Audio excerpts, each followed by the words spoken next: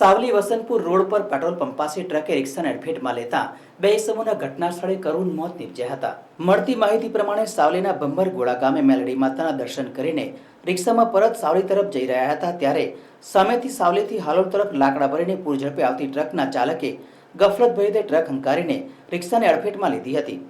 આ ગમખ્વાર અકસ્માતમાં બે ઇસમોના ઘટના સ્થળે કરુણ મોત નીપજ્યા હતા, જેમાં ગિરવતભાઈ ઉદાભાઈ ગામેચી રહેવાસી ભાદરવા તાલુકો સાવલી તેમજ જયપાલસિંહ અર્જુનસિંહ સોલંકી હાલ રહેવાસી મોક્ષી તાલુકો સાવલી મૂળ રહેવાસી હળમતિયા તાલુકા લોનાવાડાનું ઘટના સ્થળે કરુણ મોત નીપજ્યું હતું। જ્યારે મહેશભાઈ રમણભાઈ માછી અને મહેશભાઈ શંકરભાઈ માછી સહિત કુલ 3 ઇસમો ગંભીર રીતે ઘાયલ થયા હતા, જે ઇજાગ્રસ્તોને 108 મારફતે સાવલી જન્નોત્રી સામૂહિક આરોગ્ય કેન્દ્ર ખાતે ખસેડ્યા હતા। ત્યાંથી વધુ સારવાર અર્થે બેને વડોદરા ખસેડ્યા છે। બનાવના પગલે સાવલી પોલીસે ઘટના સ્થળે પહોંચી ટ્રકનો કબજો લઈ આગળની કાર્યવાહી હાથ ધરી છે અને ફરાર ટ્રક ચાલક વિરુદ્ધ મોટર વ્હીકલ એક્ટ મુજબ ગુનો નોંધી તેને ઝડપી પાડવા ચક્રો ગતિમાન કર્યા છે।